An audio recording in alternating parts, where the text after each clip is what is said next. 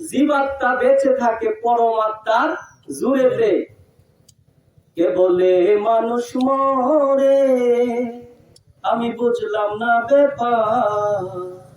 মানুষ মরিলে পরে, মানুষ মরিলে পরে বিচার হবে কার?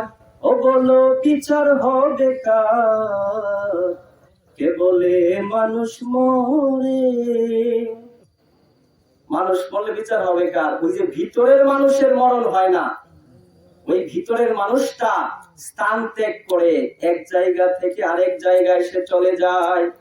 এই জন্য ওই ভিতরের মানুষটাকে চেনা দরকার, ওই ভিতরের মানুষটাকে জাগ্রত করা দরকার, গতিতে আনা দরকার, শক্তিতে আনা দরকার। এই জন্য রাতের বেলায় সারাদিন আকাম কুকাম করার পরে, পাপ গুনাহ অপরাধ করার পরে, জিকির না করার পরে যখন রাতের বেলা ঘুমাইতে যাই, ঘুমের ঘরে স্বপ্নে দেখি বিভিন্ন কষ্টের স্বপ্ন, ঠিক কিনা বলেন? বাঘে দৌড়াইতেছে, সাপে দৌড়াইতেছে, অমুক করতেছি তমুক করতেছি, বিভিন্ন খারাপ স্বপ্ন আপনি আমি রাতের বেলায় দেখতেছি। কারণ কি? কারণ হচ্ছে আপনার আমার রুহের খাবার দেই না। রুহুকে যদি খাবার দিতেন, রুহু যদি তরতাজা থাকতো, রুহের শক্তি যদি বেশি থাকতো, ওই রুহুটা আল্লাহর আরশ কুরসি মহল্লা পর্যন্ত সে ঘুরে আসতে পারতো। ওই রুহের আলোর গতির চেয়েও হাজার লক্ষ কোটি বেশি গতি হচ্ছে ওই আত্মার গতি। জুড়ে কোন সুবহানাল্লাহ।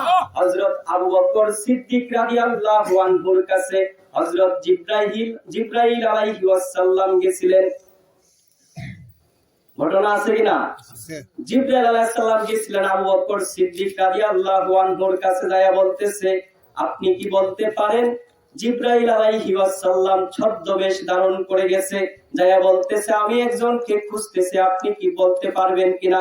উনি বলতেছেন, বলেন আপনি কাকে খুঁজতেছেন? জিবরাইল আলাইহিস সালাম বলতেছে, আমি জিবরাইল আলাইহিস সালামকে খুঁজতেছি। প্রশ্ন কঠিন কিনা?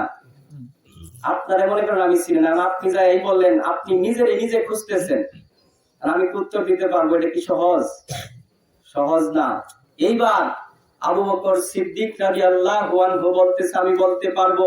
কতটুকু সময় লাগবে? উনি বলতেছেন, আমি আমার চোখের পাতা বন্ধ করব আর খুলবো, যতটুকু সময়, এতটুকু সময়ের মধ্যেই আমি জিবরাইল আলাইহিস সালামকে খুঁজে দিতে পারবো।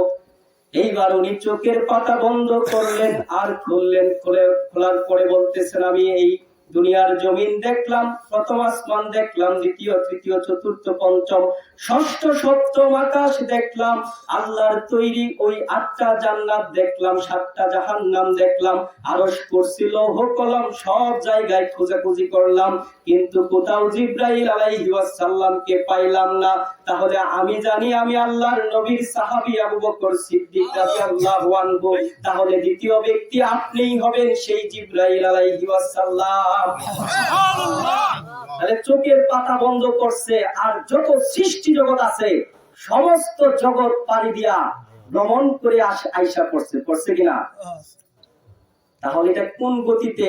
এটা কি স্বয়ং সশরীরে গেছিলেন নাকি রুহের জগতে, আত্মার জগতে, রুহের জগতের গতি দিয়া গেছিলেন? এই জন্য বন্ধুরা, আল্লাহর জান্নাতে যাইতে চাইলে, আল্লাহকে পাইতে চাইলে ওই রুহুকে জাগ্রত করতেই হবে। আর রুহুকে জাগ্রত করতে গেলে রুহের খোরাক দিতে হবে, আর রুহের খোরাক হচ্ছে আল্লাহর জিকির। আর এই আল্লাহর জিকির শিখার জন্য, বুঝার জন্য, আত্মাকে চেনার জন্য, আত্মপরিচয় লাভ করার জন্য, আত্মশুদ্ধি অর্জন করার জন্য, আত্মশুদ্ধিওয়ালা একজন উস্তাদ, একজন শায়েখ, একজন মাশায়েখের কাছে যায় বায়াত মুরিদ হয়ে আত্মসমর্পণের মাধ্যমে, আনুগত্যের মাধ্যমে আপনাকে আমাকে ওই বস্তু হাসিল করতে হবে। আপনার আমার ছাত্র সন্তানকে স্কুলে ভর্তি করছেন, স্কুলের একটা রুটিন আছে কিনা, নিয়ম কানুন আছে কিনা? বন্ধুরা, মাদ্রাসায় ভর্তি করছেন, মাদ্রাসার একটা নিয়ম কানুন আছে। আপনি যদি, আপনার ছাত্র যদি বলে আমি এই নিয়ম কানুন মানবো না, তাহলে কি আপনার ছাত্রকে মাদ্রাসায় ভর্তি করবে কি? ভর্তি করবে না। স্কুলে ভর্তি করবে? করবে না। স্কুলে যাওয়ার পরেও শপথ বাক্য পাঠ করায় কিনা? মাদ্রাসায় যাওয়ার পরেও শপথ বাক্য পাঠ করায়। বিয়ে করতে যাবেন, এইখানেও শপথ বাক্য পাঠ করায় না? সব জায়গায় শপথ করা লাগে। আল্লাহকে পাওয়ার জন্য, আল্লাহর রাসূলকে পাওয়ার জন্য, আত্মার জাগরণের মাধ্যমে আল্লাহ এবং আল্লাহর রাসূলকে পাওয়ার জন্য ওই রকম একটা স্কুল আছে, ইউনিভার্সিটি আছে, বিশ্ববিদ্যালয় আছে। এই বিশ্ববিদ্যালয় হচ্ছে আল্লাহর ওলিদের হক তরিকতপন্থী আল্লাহর ওলিদের দরবার, খানকা। জোরে কোন সুবহানাল্লাহ।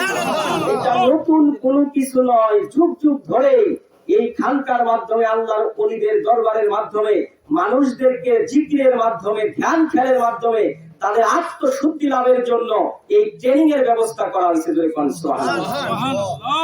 যেখানে গেলে কোরআন সুন্নাহর বিধান অনুযায়ী আত্মশুদ্ধির ব্যবস্থা করা হয়েছে। এরকম একটা জায়গা হচ্ছে মানিকগঞ্জ দরবার শরীফ, যেই দরবারের যিনি বর্তমান শায়েখ ও মুর্শিদ, যিনি জীবিত আছেন, উপস্থিত আছেন, যার মুখ নিঃসৃত কথা, মধুর বাণী শোনা যায়, যার পরামর্শ নিয়া বাড়িতে আইসা দিক নির্দেশনা নিয়ে জীবন ব্যবস্থা চালানো যায়। জোরে কোন সুবহানাল্লাহ। এরকম একজন উস্তাদ, গাইডলাইন দরকার, যিনি আপনাকে আমাকে রাস্তা চিনায়া দিবে, রাস্তা দেখাইয়া দিবে। উনি আপনার রাস্তা হাইটা দিবেন, জান্নাতে যাওয়ার রাস্তা দেখাইয়া দিবে, কিন্তু জান্নাতে উনি আপনাকে নিয়ে যাবে না। বুঝতে পারছি কথা? তাহলে পীরের কাজ কি? একজন হক তরিকতপন্থী পীর মাশায়েখের কাজ হচ্ছে রাস্তা দেখাইয়া দিবে, পথ চিনাইয়া দিবে। এই জন্য আল্লাহ ওয়ালাদের সহবত নেওয়া দরকার, বায়াত হওয়া দরকার। বায়াত মানে প্রতিশ্রুতিবদ্ধ হওয়া। কুরআনুল কারীমের মধ্যে 4 জায়গায় বায়াতের, বিভিন্ন ধরনের বায়াতের কথা রয়ে গেছে। মহিলাদের বায়াত সম্পর্কেও দিক নির্দেশনা রয়ে গেছে। আপনি আল্লাহর জমিনে দ্বীনকে প্রতিষ্ঠিত করবেন, এটারও বায়াত রয়ে গেছে। বিভিন্ন ধরনের বায়াত রয়ে গেছে। আত্মশুদ্ধির বায়াত নিতে হবে। জোরে কোন সুবহানাল্লাহ। আমরা মানিকগঞ্জ দরবার শরীফে যায়া আত্মাকে পরিশুদ্ধ করার আত্মশুদ্ধির বায়াত নিছি। এরকম একজন আত্মার জগতের, রূহের জগতের একজন শক্তিশালী মানুষের কাছে, জাগ্রত মানুষের কাছে গেছি, যার কারণে আমাদের মতো হাজার লক্ষ কোটি ঘুমন্ত মানুষগুলো আজকে জাগ্রত হয়ে গেছে। জোরে কোন সুবহানাল্লাহ। যদি নাই হইতো, আপনাদের এলাকায় মাত্র কিছুদিন হইছে দাওয়াতের কাজ শুরু হইছে কিনা? এতেই কিছু কিছু পরিবর্তন দেখা যাচ্ছে না? কিছু কিছু পরিবর্তন দেখা যাচ্ছে। আলমগীর ভাই কই? আচ্ছা, আলহামদুলিল্লাহ। আলমগীর ভাইরে তো সবাই ছিলেন। 2 বছর আগে কি এরকম ছিল নাকি অন্যরকম ছিল? ছিল না, অন্যরকম ছিল। পরিবর্তন হয়েছে না? পরিবর্তন হয়েছে। রবি ভাই আছে না? এই যে কাজ করতেছে, মানে তোমার ইয়া করতেছে। রবি ভাই মাত্র কিছুদিন আগে গেল, তার চলাফেরা, আচার আচরণ, লেনদেন আপনারা দেখছেন না? এখন কিছু পরিবর্তন হয়েছে কিনা? এখন দোষ ধরলে অনেক দোষ ধরা যাবে, দোষ ধরলে দোষ ধরা যাবে, কিন্তু দোষ ধরা উচিত না। একটা মানুষের পরিবর্তন একদিনে হুট করে সব হয়ে যাবে না। আস্তে আস্তে আস্তে আস্তে অপেক্ষা করতে হবে, সময় দিতে হবে।